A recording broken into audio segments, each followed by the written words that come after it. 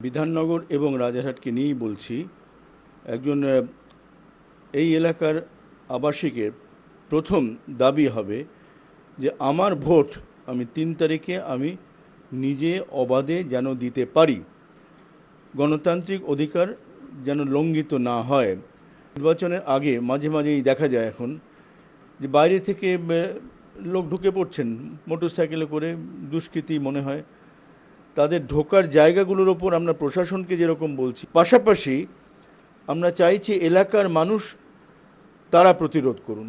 যদি ১,০০০ জন মানুষ ক্ষতিগ্রস্ত হচ্ছেন, তো ১,০০০ জনের মধ্যে যদি ৫০০ মানুষও বেরিয়ে পড়েন, জানবেন যারা সমাজবিরোধী তারা তখন পিছু হটতে বাধ্য হয়। এইভাবেই আমরা চাই নির্বাচনটা হোক।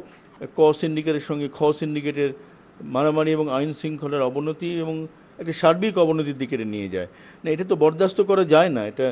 এবং আমরা মনে করি পৌর এলাকায় পুরো আইনে যেটা করা যায় সেটা আইনজ্ঞদের সঙ্গে কথা বলে আমরা যদি জিতি সেটা তো আমরা করবই। বাকিটা কিন্তু আমাদের রাজ্য সরকারকেও বলতে হবে, দেখুন এটা আইন শৃঙ্খলার দিকে চলে যাচ্ছে, এটা আপনাদের করার কথা, না হলে একবার মানুষকে নিয়ে বলতে হবে। বামফ্রন্ট সরকার যখন চলে যায় তখন রাজ্যের ওপর ঋণের যে বোঝা সেটা ছিল ১,৯২,০০০ কোটি টাকা।